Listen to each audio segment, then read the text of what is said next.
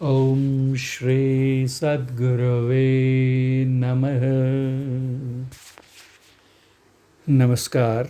प्रेरक प्रसंग श्रृंखला में प्रस्तुत है आज एक और प्रेरक शिक्षाप्रद प्रसंग।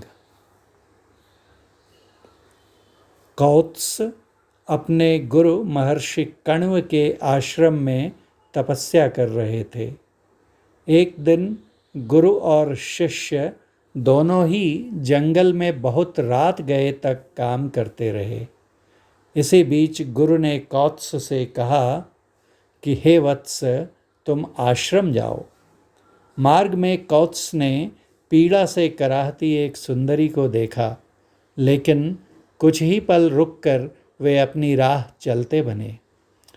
पीछे से महर्षि कण्व भी उसी मार्ग से आए और उन्होंने भी उसी स्त्री को वैसे ही कराहते हुए देखा तो उन्हें अपने शिष्य पर बहुत क्रोध आया। वे स्वयं उस स्त्री को आश्रम में ले गए और उसकी चिकित्सा की व्यवस्था कर दी।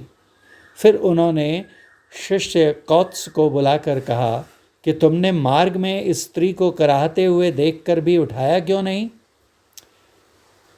शिष्य ने सर झुकाकर कहा, हे भगवान, मुझे भय था कि कहीं मैं इस स्त्री के सौंदर्य से विचलित न हो जाऊं।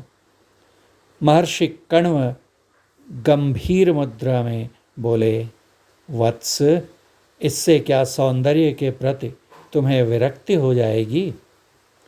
छिपा हुआ भाव कभी भी प्रकट हो सकता है। वासना का एकमात्र उपाय है, वासना से मुक्ति का एकमात्र उपाय है वैसे ही वातावरण में रहकर आत्मनियंत्रण का अभ्यास करना।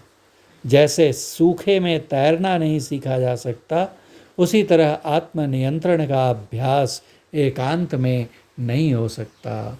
अवधू भूले को घर लावे, सो घर हमको, सो जन हमको भावे। श्री सद्गुरु महाराज की जय।